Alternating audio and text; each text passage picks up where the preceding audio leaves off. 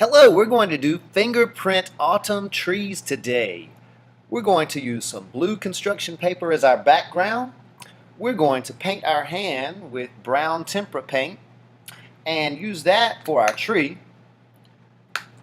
And then we're going to use yellow and red paint on our fingers to make all the leaves on the tree. I'm going to start by pouring out brown paint and then using a brayer to spread it out. Notice I've already put newspaper underneath my blue paper, and that newspaper is going to allow me to mix some paint during today's lesson. Now that I've spread out my brown paint, I'm ready to make a good handprint. So I place my whole hand in the paint and wiggle it around a little bit so I get paint all over my fingers. I need some more paint on my hand. I'm going to use my brayer to spread paint on my palm, on all my fingers, on my thumb, and on part of my arm, because my arm is going to be the trunk of my tree. That tickles a little bit, but it sure is fun. Now I'm going to turn my hand over, spread out my fingers, and press it down. I want to make sure I press down on my arm and each finger and get all the paint off of my fingers onto that tree. Let's see how it looks. Oh, that turned out great. If I need a little more paint for the trunk of my tree, I'll just add a little more paint where my arm was. Now I'm done with the brown paint. I'm going to remove this tray in the brayer. Now we're going to do the next part of our fingerprint autumn trees. We're going to paint the leaves. We're going to use red paint and yellow paint, and we're going to mix them a little bit and make orange. If you look at the right-hand side of the pictures, you'll see a real tree out in nature. Hopefully you'll see that in the autumn, all the leaves start to change. They turn from the green that we see all summer long and begin to turn red and yellow, orange, brown, and you may see other colors too. But I thought it would be useful for us to look at a real tree and see how much it looks like the tree on the left that we're going to try to paint. Let's put that tree away now and let's start our own painting. Here is my handprint. I'm going to get out some red tempera paint and some yellow tempera paint, and as you can see, everyone already has some newspaper underneath their blue paper.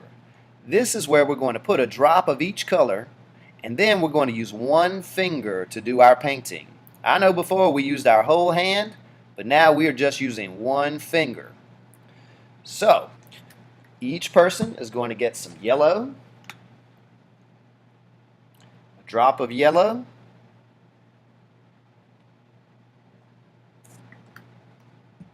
and each person is going to get a drop of red. Now red is a deeper, stronger color than yellow, so never put too much red. We're going to start with yellow for that reason. I'm going to take that finger, and that one finger is going to paint my leaves. So I'm going to start dotting paint around my tree. You might need to hold down your paper with the other hand so it does not move. Something else you may notice is that because my paper is blue, some of that yellow paint is starting to look a little green. Yellow and blue make green. Everyone say yellow and blue make green. Yellow and blue make green.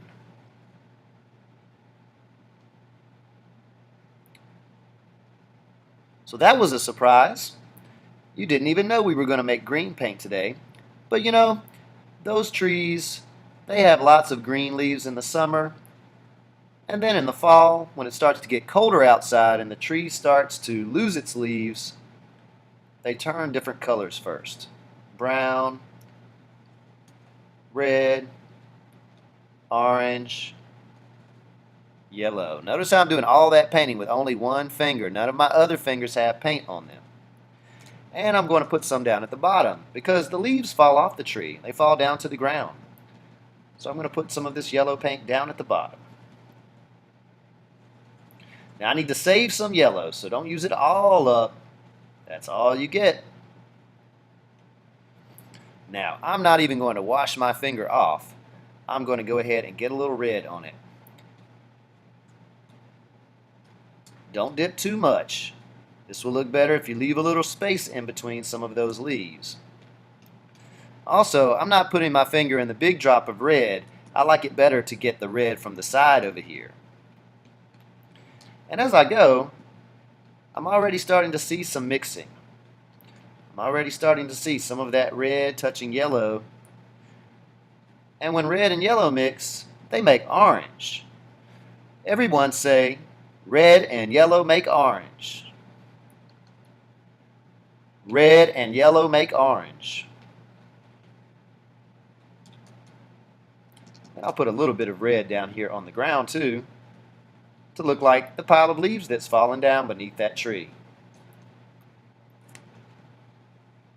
Now, the last fun thing we're going to do to create our fingerprint autumn tree is we're going to mix. We're going to take a little bit of that red and we're going to swirl it around with the yellow.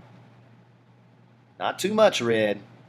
Like I said, red is a deeper, more powerful color than yellow.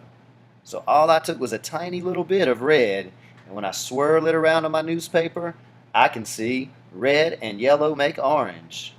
Everyone say red and yellow make orange. Let's add some orange in our tree too. You might need to hold down your paper so it doesn't move.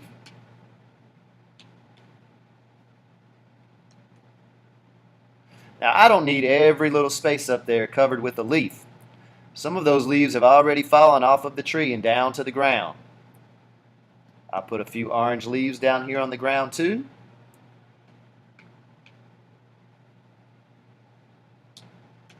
That looks beautiful. I can't wait to see how your fingerprint autumn tree turned out.